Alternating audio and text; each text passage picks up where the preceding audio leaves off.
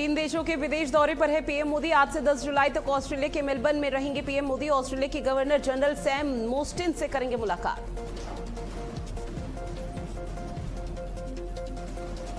आज तीनों जिलों का दौरा करेंगे योगी आदित्यनाथ। बनारस, मिर्जापुर और चित्रकूट में रहेंगे योगी आदित्यनाथ। कई विकास परियोजनाओं की देंगे बड़ी सौगात।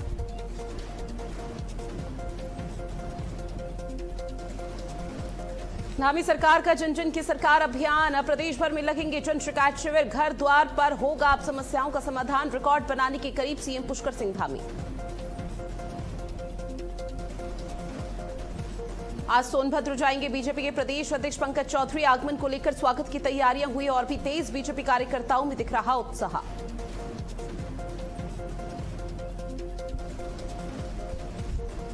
और आईएमडी ने 13 राज्यों में भारी बारिश का अलर्ट जारी किया है। कुछ राज्यों में ओलावृष्टि के भी आसार। किसानों और मछुआरों के लिए विशेष एडवाइजरी हुई जारी।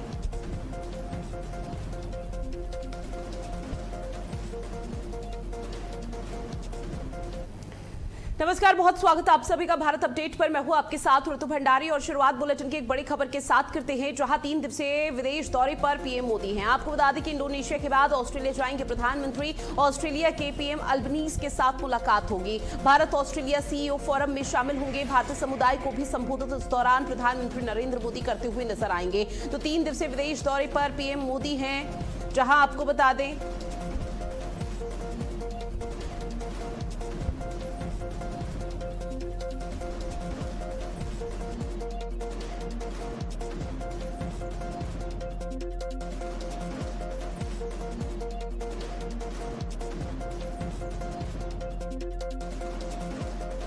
प्रधानमंत्री नरेंद्र मोदी की तरफ से किया जाएगा। तो ये बड़ी खबर आपकी टीवी स्क्रीन पर साझा कर रहे हैं, जहां पीएम मोदी का 3 विदेश दौरा है और 3 देशों के दौरे पर पीएम मोदी है। जहां पर आप बताते चले कि जकार्ता में पीएम मोदी की तरफ से संबोधन भी किया गया था। और पीएम मोदी विदेश दौरे पर लगातार भारतीय समुदाय के लोगों से बातचीत कर रहे हैं, उनसे मुलाकात कर रहे हैं और ये दौरा बेहद महत्वपूर्ण माना जा रहा है। जहां पीएम मोदी का दौरा 6 से शुरू हुआ था, 11 जुलाई तक ये चलेगा। और इसके साथ ही इंडोनेशिया, ऑस्ट्रेलिया, न्यूजीलैंड की जो महत्वपूर्ण विदेश यात्रा है, वहां पर पीएम मोदी कोशिश ये कर रहे हैं कि भारत इंडोनेशिया, भारत ऑस्ट्रेलिया और भारत के जो न्यूजीलैंड के साथ रिश्ते हैं वो और सामंजस्य हो और बेहतर हो, तालमेल यहां पर बनता हुआ नजर आए। और ऐसे में 3 देशों के विदेश दौरे पर पीएम मोदी बेहद महत्वपूर्ण हो जाता है। जहां इंडोनेशिया के बाद अब ऑस्ट्रेलिया जाएंगे, ऑस्ट्रेलिया में रवानगी भरेंगे। ऐसे में आपको बता दें कि इंडोनेशिया के बाद उनका दौरा ऑस्ट्रेलिया और न्यूजीलैंड में जारी रहेगा। इस दौरान इन 3 राष्ट्रों के नेताओं के साथ रणनीतिक साझेदारी, हिंद प्रशांत, इंडो पैसिफिक क्षेत्र में सहयोग, व्यापार और समुद्री सुरक्षा को लेकर चर्चा होनी है। तो निश्चित तौर पर यह कहना गलत नहीं होगा कि पीएम मोदी ये लगातार विदेश दौरे पर हैं। और ऐसे में ये जो दौरे हैं पीएम मोदी के, ये बेहद खास और कई मायनों में महत्वपूर्ण हो जाते हैं। क्योंकि अगर कल का भी हम जिक्र करें तो इंडो पैसिफिक मिशन विजिट लगातार पीएम मोदी की तरफ से किया जा रहा है। और 3 देशों के दौरे पर जब पीएम मोदी रवाना हुए थे तो उस दौरान भी लगातार ये चीज सामने आ रही थी कि भारत अब किस तरह से तेजी के साथ कदम बढ़ा रहा है। अंतर्राष्ट्रीय स्तर पर बेहद मजबूती के साथ यहां पर भारत की पुरजोर कोशिश जो दिखाई दे रही है धरातल पर, उसको चारों तरफ सराहना भी हो रही है। इंडोनेशिया, ऑस्ट्रेलिया, न्यूजीलैंड के त्रिपक्षीय दौरे के लिए रवाना पीएम मोदी 6 जुलाई को हो गए थे। प्रधानमंत्री कार्यालय की ओर से जारी बयान में कहा भी गया था कि ये यात्रा भारत की एक्ट ईस्ट पॉलिसी, महासागर विजन के साथ साथ एक स्वतंत्र और खुले इंडो पैसिफिक के प्रति भारत के दृष्टिकोण को और मजबूत करेगा। जहां आपको बताते चले कि उनके प्रस्थान वक्तव्य में यह भी कहा गया कि वो 6 से 11 जुलाई तक इंडोनेशिया, ऑस्ट्रेलिया और न्यूजीलैंड की त्रिपक्षीय यात्रा पर रहेंगे। इंडोनेशिया गणराज्य के राष्ट्रपति महामहिम सुबियांतो के निमंत्रण पर वो वहां पर पहुंचे, जहां सुबियांतो के साथ मुलाकात की गई। और 2018 में पीएम मोदी की पहली इंडोनेशिया यात्रा के दौरान भारत और इंडोनेशिया ने द्विपक्षीय संबंधों को व्यापक रणनीतिक साझेदारी यहां पर मजबूत की थी। और इसी लिहाज से ये माना जा रहा है कि इस बार भी इन तीनों देशों की यात्रा पर पीएम मोदी जब पहुंचे तो निश्चित तौर पर बेहतर परिणाम यहां पर देखने को मिल पाएंगे। जहां पर भारत और इंडोनेशिया के बीच मजबूत सभ्य ताकत और जन संबंध है। और पीएम मोदी ने कहा भी था कि ये जो उनकी यात्रा है वो बहुआयामी साझेदारी के सभी पहलुओं को और गहरा जरूर करेगी। और वही तस्वीरें लगातार निरंतर देखने को मिल रही है, जहां प्रधानमंत्री क्रिस्टोफर लक्सन के निमंत्रण पर पीएम मोदी न्यूजीलैंड की यात्रा भी करेंगे। उन्होंने आज जिक्र भी किया था पीएम मोदी की तरफ से, जहां मेलबर्न से न्यूजीलैंड के प्रधानमंत्री और क्रिस्टोफर लक्सन के निमंत्रण पर वो ऑकलैंड न्यूजीलैंड की यात्रा पर रहेंगे। जो उनकी यात्रा मार्च 2025 में प्रधानमंत्री लक्सन की भारत यात्रा के बाद द्विपक्षीय संबंधों में आई मजबूती को और आगे बढ़ाएगी। लेकिन जो इस बार ये यात्रा होने जा रही है ये भी बेहद खास हो जाती है, जहां पीएम मोदी की तरफ से लगातार भारतीय समुदाय के लोगों को संबोधित किया जा रहा है और ऐसे में भारतीय समुदाय के लोगों में खासा खुशी भी यहां पर देखने को मिल रही है। उन लोगों का सीधे तौर पर यह कहना है कि पीएम मोदी को जब अपने समक्ष यहां पर देखा गया और ऐसे में अपने ही देश के प्रधानमंत्री जब विदेश दौरे पर आते हैं और ऐसे में उनसे मुलाकात होती है, अगवानी वो स्वीकार करते हैं, तो निश्चित तौर पर वो बेहद खास होता है। वो मूवमेंट, वो पल ऐसा होता है जिसे हर कोई कैप्चर करना चाहता है और वही स्थिति यहां पर देखने को मिल पाती है। जहां आपको बता दें कि पीएम मोदी 3 देशों की यात्रा पर 6 जुलाई को रवाना हुए थे। पीएम मोदी अब इंडोनेशिया, ऑस्ट्रेलिया और न्यूजीलैंड के दौरे पर यह बेहद महत्वपूर्ण माना जा रहा है। स्नेह कमल मेरे सहयोगी हमारे साथ फोन लाइन पर जुड़े हुए हैं। स्नेह कमल, देखिए अब पीएम मोदी के जो 3 देशों के दौरे हैं ये निश्चित तौर पर बेहद महत्वपूर्ण हो जाते हैं, लेकिन अब ऑस्ट्रेलिया के रवाना होंगे। ऑस्ट्रेलिया में जब तमाम दिग्गजों के साथ मुलाकात होंगे तो उस दौरान क्या कुछ खास देखने को मिल सकता है? जी, तो प्रधानमंत्री नरेंद्र मोदी की 8 जुलाई यानी आज से जो है 10 जुलाई तक ऑस्ट्रेलिया के आधिकारिक दौरे पर रहेंगे। जो उनकी जो 3 देशों की यात्रा थी, इंडोनेशिया, ऑस्ट्रेलिया, न्यूजीलैंड में 6 देशी कुल कूटनीतिक दौरे का यह दूसरा चरण है, जिसका मुख्य उद्देश्य एक्ट ईस्ट नीति और महासागर विजन को मजबूत करना है। प्रधानमंत्री की अगर दौरे की बात करें तो आज प्रधानमंत्री ऑस्ट्रेलिया के शहर मेलबोर्न रहेंगे, जहां पर वार्षिक शिखर सम्मेलन होगा। वे ऑस्ट्रेलियाई प्रधानमंत्री एंथनी अल्बनीज के साथ भारत ऑस्ट्रेलिया के नेताओं के बीच जो शिखर सम्मेलन है, एनुअल लीडर्स समिट है, उसमें हिस्सा लेंगे। उसके बाद आज प्रधानमंत्री ऑस्ट्रेलिया गवर्नर जनरल सैम मॉस्टिन से भी मुलाकात करेंगे। उसके बाद प्रधानमंत्री भारतीय ऑस्ट्रेलियाई सीईओ फोरम जो है, इंडो ऑस्ट्रेलियन सीईओ फोरम में हिस्सा लेंगे। ऑस्ट्रेलियाई व्यापार जगत के दिग्गजों को भारत में निवेश के लिए आमंत्रित करेंगे। जिस तरह से अगर ऑस्ट्रेलिया दौरे के अगर मुख्य मुद्दों की अगर बात करें तो रक्षा और समुद्री सुरक्षा एक अहम मुद्दा है। इंडो पैसिफिक यानी हिंद प्रशांत क्षेत्र में सुरक्षा चुनौतियों से निपटने के लिए क्वाड में सहयोग को मजबूत करने पर चर्चा होगी। इसके साथ साथ व्यापार और निवेश का जो मुद्दा है, मुख्य व्यापार समझौता जो है ECT8 को जो है आगे बढ़ाते हुए आर्थिक मजबूती को प्रदान करना, इसके साथ शिक्षा और छात्र वीजा के मुद्दे की बात करें तो भारतीय छात्रों को वीजा की प्रक्रिया में होने वाली देरी में जो दिक्कतें होती है उससे प्रमुखता से इस वार्ता में उठाया जाएगा। साथ ही साथ तकनीकी और खेल, उभरती हुई महत्वपूर्ण टेक्नोलॉजी जो है उसको लेकर भी खेल और विज्ञान के क्षेत्र में जो है महत्वपूर्ण सहयोग होना है। अगर भारतीय समुदाय या डायस्पोरा की बात करें तो मेलबोर्न में लगभग 20 से 25 हजार प्रवासी भारतीयों को एक बड़े सामुदायिक कार्यक्रम मेलबोर्न मीट मोदी का एक कार्यक्रम आयोजित किया जाएगा। इसमें ऑस्ट्रेलिया में भारतीय समुदाय जो एक तेजी से बढ़ने वाला डायस्पोरा है और प्रधानमंत्री मोदी उन्हें संबोधित कर दोनों देशों के बीच जो सांस्कृतिक संबंध है उसे रेखांकित करेंगे। इस बीच एक अहम जो जानकारी यह है, ऑस्ट्रेलिया दौरे से पहले सोशल मीडिया कमेटी प्रोग्राम को लेकर एक ऑनलाइन धमकी भी जो प्रधानमंत्री को दी गई, उनकी हत्या को लेकर भी जो ऑस्ट्रेलियाई पुलिस पूरी तरह से जो है अलर्ट है। और कुल मिलाकर हम कहें तो आज प्रधानमंत्री का जो ऑस्ट्रेलिया दौरा है अपने आप में काफी अहम होगा। ऋतु, लेकिन इस बीच भारत और ऑस्ट्रेलिया के बीच में जो रिश्ते हैं वो और कैसे बेहतर और प्रगाढ़ स्थिति में पहुंचेंगे, इसको लेकर क्या कुछ आकलन लगाया जा सकता है? स्नेह कमल, बिल्कुल, तो ऑस्ट्रेलिया के दौरे के दौरान जो भारत के प्रधानमंत्री भारत और ऑस्ट्रेलिया के बीच रणनीतिक संबंधों को जो नई दिशा मिल रही, इसी क्रम में जो भारत और ऑस्ट्रेलिया के 2 प्रमुख शहर जो है, भारत का बेंगलुरु और ऑस्ट्रेलिया का मेलबर्न, इन दोनों के बीच जो है तकनीक आधारित भविष्य की तैयारियों को लेकर जो है महत्वपूर्ण नगरीय स्तरीय साझेदारी शुरू की गई है। विकेंद्रीकृत कूटनीति की दिशा में एक बड़ी पहल है। मेलबर्न और बेंगलुरु शहर जो दोनों के नगर प्रशासन ने स्मार्ट सिटी नवाचारों को बढ़ावा देने के लिए भी एक समझौता किया है। इस साझेदारी की शुरुआत पिछले वर्ष मेलबोर्न में जो है लॉर्ड मेयर और उप लॉर्ड मेयर के नेतृत्व में भारत में उच्च स्तरीय प्रतिनिधिमंडल की यात्रा के दौरान हुई थी। कई वर्षों के बाद यह मेलबोर्न का मेलबोर्न जो है भारत के लिए एक ऐसा खाका तैयार करेगा जिस तरह से जो मेलबर्न का विकास हुआ उसी तर्ज पर जो बेंगलुरु का विकास होगा। और देखिए स्नेह कमल, जब पीएम मोदी यहां पर पहुंचेंगे तो निश्चित तौर पर उनका भव्य स्वागत भी किया जाएगा, भारतीय समुदाय के लोगों से भी मुलाकात होगी, लेकिन जो मुख्य एजेंडा है वो कूटनीतिक संबंधों को मजबूत करना है, रक्षा समझौते को अंतिम रूप देना है। तो क्या मैसेज अंतर्राष्ट्रीय स्तर पर पीएम मोदी की तरफ से दी जाएगी? जी बिल्कुल, जिस तरह से मैंने कहा जो इस यात्रा के जो अहम मुद्दे होंगे उसमें रक्षा, समुद्री सुरक्षा, व्यापार, निवेश, शिक्षा, छात्र वीजा, तकनीक और खेल है।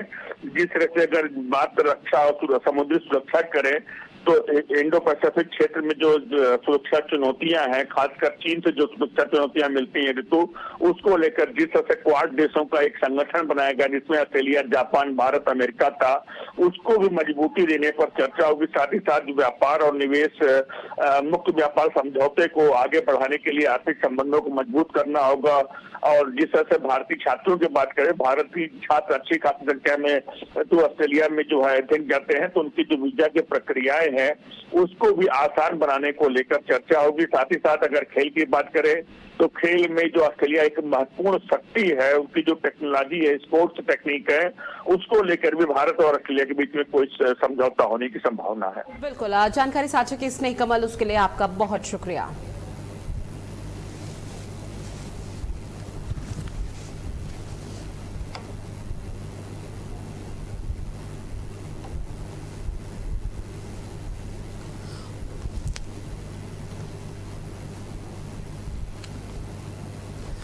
इस बीच एक और बड़ी खबर, सीएम योगी आदित्यनाथ के वाराणसी दौरे का आज दूसरा दिन है। कैशलेस चिकित्सा योजना लॉन्च करेंगे सीएम योगी आदित्यनाथ, जहां पर शिक्षकों को अब कैशलेस इलाज मिला करेगा।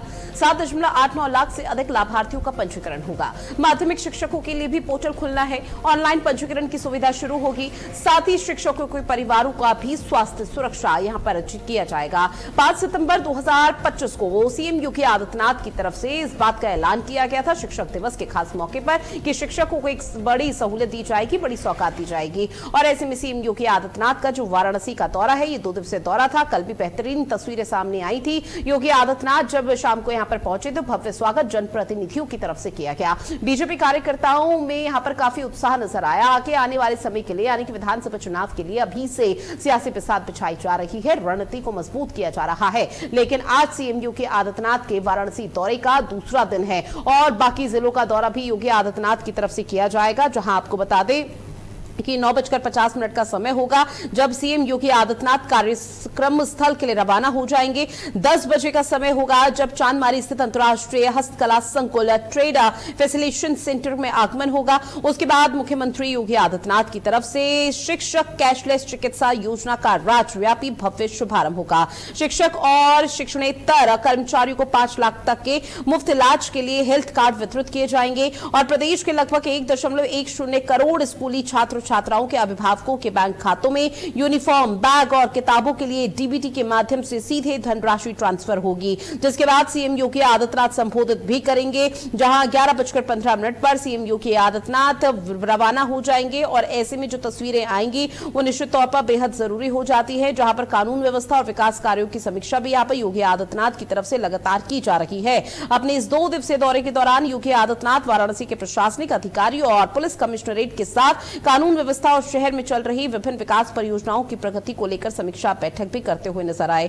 जहां आज का दिन खास इसलिए माना जा रहा है क्योंकि शिक्षकों को कैशलेस स्वास्थ्य योजना का लाभ मिलना है और इसका ऐलान सीएम योगी आदित्यनाथ की तरफ से पिछले साल ही शिक्षक दिवस के खास मौके पर कर दिया गया था।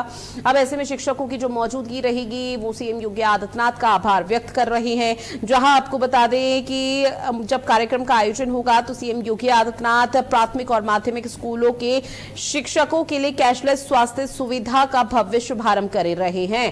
तो प्रवीण चौबे ज्यादा जानकारी के साथ मेरे सहयोगी हमारे साथ फोन लाइन पर जुड़े हुए हैं। प्रवीण, सीएम योगी आदित्यनाथ के वाराणसी दौरे का ये दूसरा दिन है और अंतिम दिन है, उसके बाद बाकी जिलों के दौरे के लिए वो रवाना हो जाएंगे। फिलहाल आज क्या क्या कार्यक्रम रहने वाले हैं जहां पर सीएम योगी की उपस्थिति रहेगी? बिल्कुल ऋतु, मुख्यमंत्री इस समय सर्किट हाउस में मौजूद हैं और यहाँ से वो करीब 8-8:30 बजे के लगभग वो निकलेंगे पंडित दीनदयाल हस्तकला संकुल, जहाँ शिक्षकों के द्वारा टीचर लर्निंग मटेरियल जो TLM कहलाता है उसकी प्रदर्शनी है। उसको देखेंगे। कुछ बेसिक के बच्चे हैं उनसे संवाद करेंगे। उसके बाद जो है माध्यमिक के बच्चे हैं जो बटुक हैं जो उनका स्वागत करेंगे संस्कृत मंत्रोच्चारण के साथ। उसके बाद कैशलेस जो चिकित्सा सुविधा है वो बेसिक कहा जाए तो प्राथमिक, उच्च प्राथमिक और माध्यमिक के विद्यालय के शिक्षकों को वो देंगे। ये बड़ी सौगात है क्योंकि लगातार शिक्षकों का ट्विटर के माध्यम से, फेसबुक के माध्यम से जो है बधाई संदेश आ रहा है। इसलिए लग रहा है कि ये बहुत दिनों की मांग थी टीचरों की, जो आज वो पूर्ण होने जा रही है। निश्चित तौर से ये एक भाजपा के प्रति शिक्षकों का जो है वो विश्वास बढ़ रहा है कहा जाए। उसके बाद ये मुख्यमंत्री शिक्षकों को कैशलेस सुविधा का कार्ड जो है मंच से वितरित करेंगे। हस्तकला संकुल के जो है सभागार में हम शिक्षकों को संबोधित भी करेंगे मुख्यमंत्री। ऋतु, शिक्षकों के लिए आज का दिन बेहद खास माना जा रहा है, लेकिन शिक्षकों में कितना उत्साह देखने को मिल पा रहा है सीएम योगी आदित्यनाथ जब इस बड़ी सुविधा का जिसका ऐलान पिछले साल किया गया था और अब एक बहुत बड़ी सौगात उनको दे दी जाएगी तोहफे के तौर पर? जी बिल्कुल, बहुत बड़ा उत्साह है क्योंकि शिक्षकों की एक बहुत लंबे समय से ये मांग थी कि राज्य कर्मचारियों और केंद्र कर्मचारियों की भांति कैशलेस सुविधा की जो कैशलेस जो है सुविधा है वो हमें भी मिले, ताकि हमारा, चूंकि शिक्षक एक कहा जाए तो राष्ट्र निर्माता होता है, तो शिक्षक जब स्वस्थ रहेगा, एक स्वस्थ मन ही स्वस्थ समाज का जो है निर्माण कर सकता है। तो निश्चित तौर से अगर शिक्षक स्वस्थ रहेगा, उसकी मांग लंबे समय से चल रही थी जो अब पूर्ण होने जा रही है। क्योंकि केंद्र में मिलता था, राज्य में राज्य कर्मचारियों को मिलता था, लेकिन शिक्षकों को नहीं मिलता था। तो निश्चित तौर से ये बड़ी मांग थी जो बहुत लंबे समय से चली आ रही थी, जिसको अगर कहा जाए एक तरह से शिक्षकों में जो उत्साह है वो एकदम भारी है। क्योंकि आज तक किसी मुख्यमंत्री ने जो है शिक्षकों की मांग को कहा जाए तो पूरी निष्ठा से निभाने का काम नहीं किया, लेकिन योगी आदित्यनाथ आज का दौरा है सीएम योगी आदित्यनाथ का वो बेहद जरूरी और महत्वपूर्ण हो जाता है। बहरहाल जानकारी साझा की उसके लिए बहुत शुक्रिया प्रवीण चौबे आपका।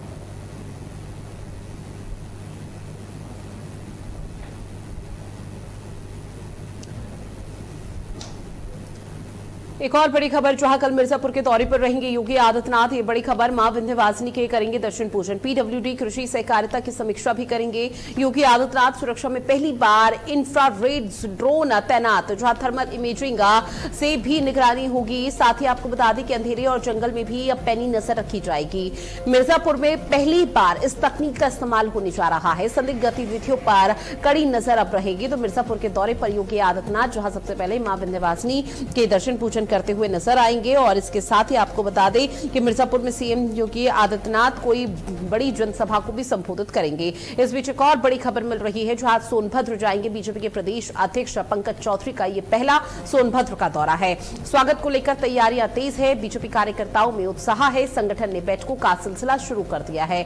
सत्ता मजबूत करने का प्रयास योगी सरकार की तरफ से, तो वही पंकज चौधरी और बीजेपी के राष्ट्रीय अध्यक्ष नितिन नवीन लगातार जिले दर जिले दौरा कर रहे हैं ताकि संगठन को भी मजबूत किया जा सके। सत्ता और संगठन के बीच में तालमेल कैसे बैठाना है उसको लेकर पंकज चौधरी आज पहली बार सोनभद्र पहुंच रहे हैं। उनके दौरे को लेकर लगभग सभी तैयारी पूर्ण कर ली गई है। बेहद इंतजार किया जा रहा है जब वो वहां पर पहुंचेंगे। तमाम बैठकें यहां पर की जाएगी। संगठन को मजबूत करने का प्रयास किया जाएगा ताकि आने वाले समय के लिए संगठन बेहतर स्तर पर लोगों तक उन तमाम सुविधाओं को पहुंचा सके, उन तमाम योजनाओं की जानकारी पहुंचा सके जो राज्य सरकार की तरफ से इस वक्त संचालित की जा रही है। और ऐसे में सोनभद्र के दौरे पर आज पंकज चौधरी हैं, जहां पंकज चौधरी का ये पहला दौरा है सोनभद्र का। आपको बता दें कि बीजेपी कार्यकर्ताओं की तरफ से विशेष तैयारी की गई है। स्वागत को लेकर तैयारियां तेज हो चुकी है। उनके दौरे को लेकर कोई कमी, कोई लापरवाही देखने को न मिले, इस चीज का ध्यान दिया जा रहा है। बीजेपी कार्यकर्ताओं में खासा उत्साह है, जहां संगठन ने बैठकों का दौर फिलहाल शुरू कर दिया है और लगातार बैठकें की जा रही है। मंडल स्तर तक, बूथ स्तर तक कोशिश की जा रही है कि अपनी पैठ को मजबूत किया जा सके, क्योंकि 2027 का जो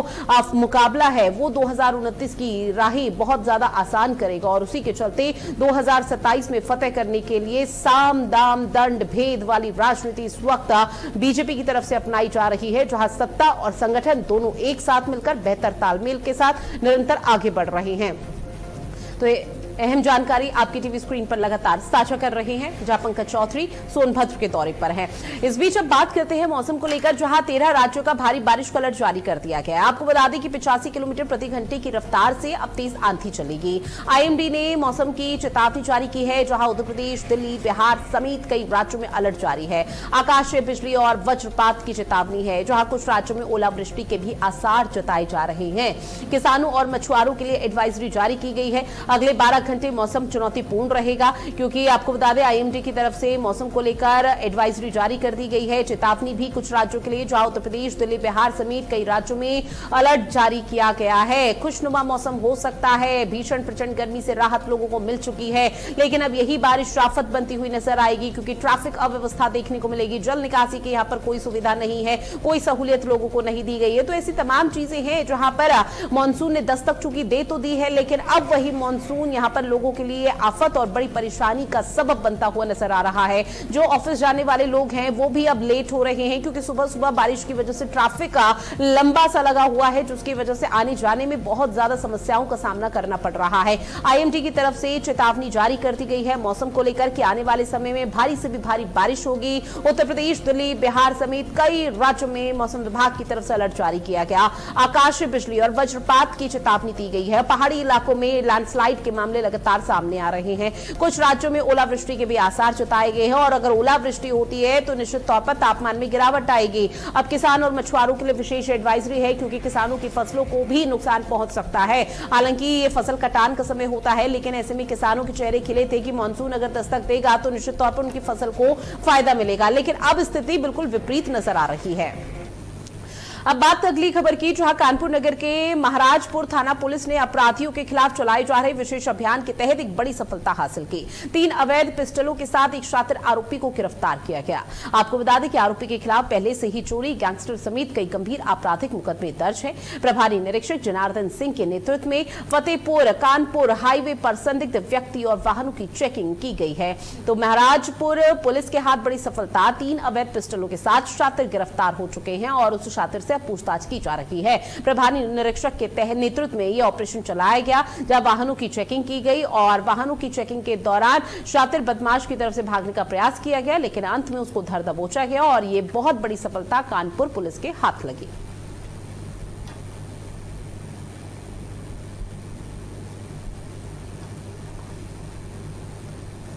और देखिए, वाहनों की चेकिंग के दौरान शातिर बदमाश को धर दबोचा गया है।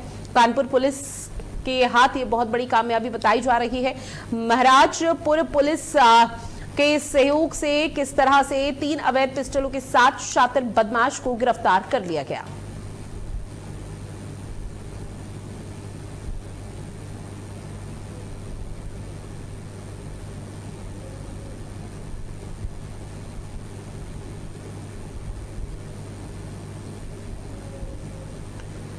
तो प्रभारी निरीक्षक के नेतृत्व में विशेष ऑपरेशन चलाया जा रहा था। वाहन चेकिंग इस दौरान की गई और लगातार शातिर बदमाश की धरपकड़ के लिए तमाम प्रयास किए जा रहे थे, लेकिन अंत में पुलिस के हाथ ये शातिर बदमाश लग गया। जब वाहन चेकिंग की गई, वाहन चेकिंग के दौरान इस बदमाश की तरफ से भागने का प्रयास भी किया जा रहा था, लेकिन पुलिस ने अपनी तत्परता, अपनी सूझबूझ के साथ यहां पर एक बड़ा एक्शन लिया और आखिरकार इस बदमाश की गिरफ्तारी हो चुकी है। अब इस बदमाश की गिरफ्तारी के बाद लगातार पुलिस का यह कहना कि कानूनी प्रक्रिया को आगे बढ़ाया जाएगा, जेल की सलाखों के पीछे डाला जाएगा, लेकिन उससे पहले पूछताछ की जाएगी और पूछताछ के दौरान ये अपना जुर्म कबूल करता है या नहीं, उसका भी यहां पर चीजें देखनी है। और इसके साथ ही इसके बाकी साथी कहां हैं, क्योंकि अभी इसके बाकी साथियों के बारे में कोई भी पुलिस को जानकारी नहीं मिली है, तो उनका पता लगाने का प्रयास किया जाएगा, क्योंकि वाहनों की चेकिंग के दौरान ये शातिर बदमाश की गिरफ्तारी हुई है और ऐसे में तमाम चीजें, क्योंकि अवैध पिस्टल तक बरामद की गई है इस बदमाश के पास से।